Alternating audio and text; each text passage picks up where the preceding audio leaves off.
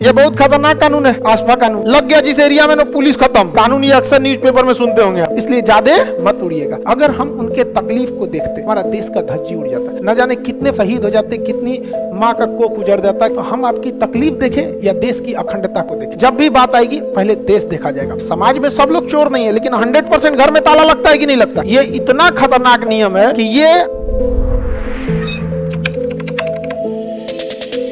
22 का 4 निवारक निरोध अधिनियम, अपराध करने से पहले आपको उठा ले जाएगा, इसलिए ज्यादा मत उड़िएगा। फिल्मों में देखते हैं तो गुंडा कहता है कि मैं बंदूक लिया हूं, अपराध थोड़ी किया हूं, जब तक मैं अपराध नहीं किया आप गिरफ्तार नहीं कर सकते। हमरे बैच का लड़का पढ़ल रहेगा ना, मार के वहां पे बैठा देगा उनको, यहाँ पे चल 22-4 समझ में आ गया कि नहीं आ गया? किसी को दिक्कत? इस सब चीज में कभी नहीं, कानून तो स्टिक रहना चाहिए।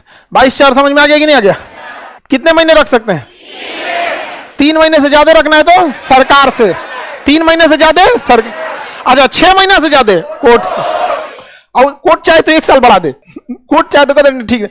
जम्मू कश्मीर के नेता गया था सब कोर्ट में, महाराज 6 महीना से जेल में है। गृह मंत्रालय ने ऊपर से, केंद्रीय गृह मंत्री ने रिपोर्ट दिया, आईबी की रिपोर्ट आई, सारा रिपोर्ट जज के पास आया। देखिए आईबी ने कहा कि इन्हें छोड़ना ठीक नहीं है, वहां पे रॉ ने कहा ठीक नहीं है, गृह मंत्रालय ठीक नहीं है, पुलिस कमिश्नर ठीक नहीं है, मिलिट्री ठीक नहीं है, जज साहब का हम भी बोलते हैं ठीक नहीं, बंद हो गया।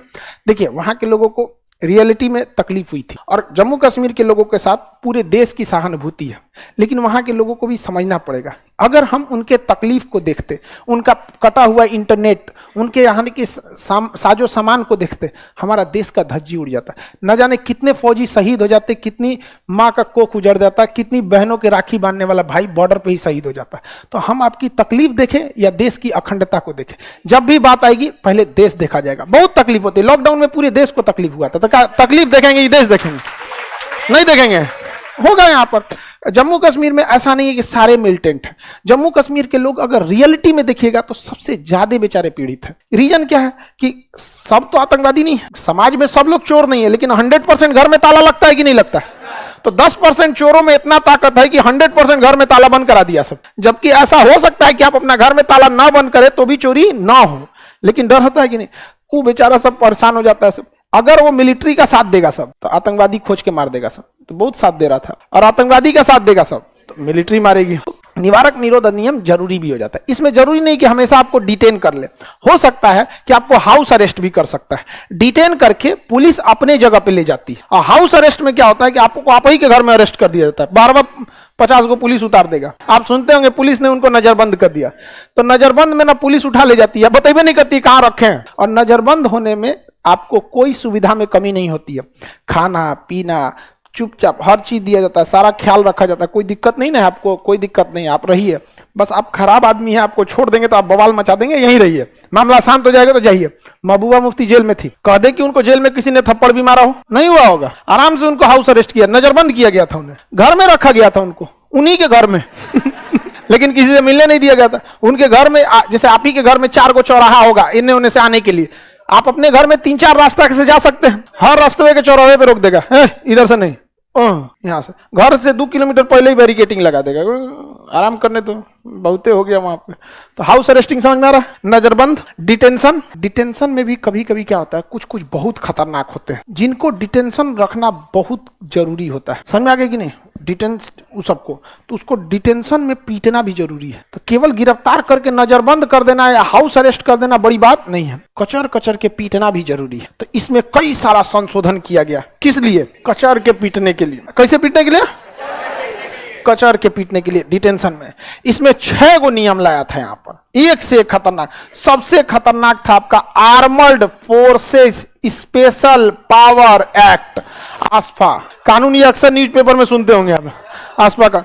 ये इतना खतरनाक नियम है कि ये अफसर जहां लगता है, ये मिलिट्री को यह अधिकार दे दिया जाता है कि जिस जिला में, जैसे अभी पटना में, पटना है, पटना में दानापुर में मिलिट्री की छावनी है, लेकिन मिलिट्री रूल यहां नहीं लग सकता है। यहां पुलिस आएगी तो पुलिस, यहां मिलिट्री को भी पुलिस से परमिशन लेना पड़ेगा। कुछ यहां मिलिट्री किसी के घर की तलाशी नहीं ले सकती, तलाशी लेने का अधिकार किसको है? पुलिस। लेकिन अगर पटना में क्या लग जाए, आसपा पहाड़ में गोले पुलिस बंदूक लेके घुसेगा 5 गो कमांडो 2 बजे रतिया को धाए धाए दरवाजा पीटेगा सब, तनी सा लेट हुआ तूर देगा, सोचा बाद में आना तुमने, सबको चेक कर देगा सब जहां तक। ये बहुत खतरनाक, ये आर्मर्ड फोर्सेस को दिया जाता है, लेकिन इसमें कई सारे मिसयूज हो गए, यहाँ पे कई सारे क्या हो गए मिसयूज।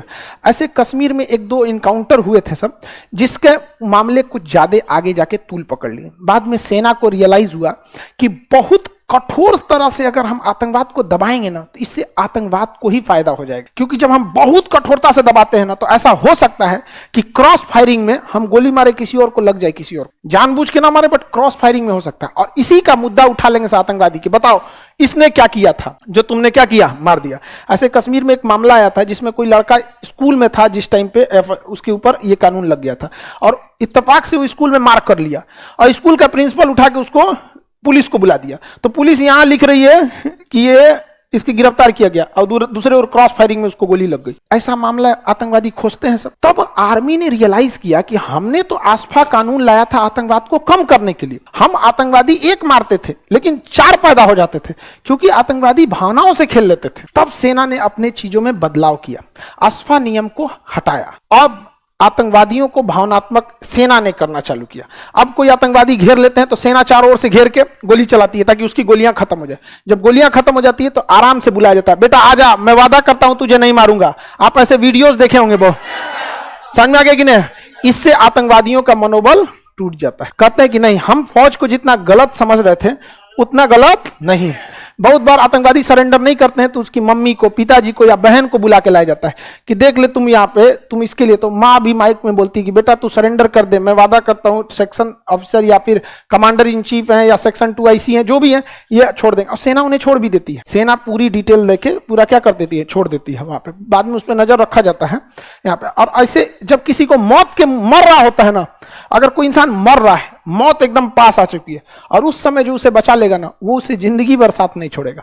तो एकदम सेना के हाथ में बंदूक था, और तब सेना जब छोड़ती है कहती देखो अगर ये बंदूक तुम्हारे हाथ में रहता ना, तुम हमें मार देते, लेकिन मेरे हाथ में, हम चाहे तो तुम्हें मार देंगे, लाश भी नहीं मिलेगा घर में, लेकिन हम तुम्हें जिंदा लौटा रहे हैं। ये फर्क होता है एक पाकिस्तानी एक हिंदुस्तानी में। तो इसका काफी पॉजिटिव इफेक्ट पड़ा। इसका क्या होगा, काफी पॉजिटिव इफेक्ट पड़ा। जैसे आप ही लोग हैं, नहीं पढ़ते हैं तो हम आपको पीटते हैं, लेकिन बाद में आपको हम कहते भी कि देखो बाबू पढ़ो। लेकिन अगर कोई नहीं पढ़े, अब मार को हाथ पैर तोड़ दे यहाँ पे, तो हो सकता है कि 1 हफ्ता तक लड़के पढ़ाई करें, लेकिन कल्पना कीजिए 6 महीने बाद ये क्लासरूम क्या होगा, भाग जाएगा। समझ आप? कई को तो आगे बैठना आप कैंसिल कर दिए। समझ में आया कि नहीं आ गया? यहाँ आप लोग का ही बंद हो जाए। अब समझ में आ रहा है कि नहीं आ रहा? आसपास समझ में आ गया कि नहीं आ गया?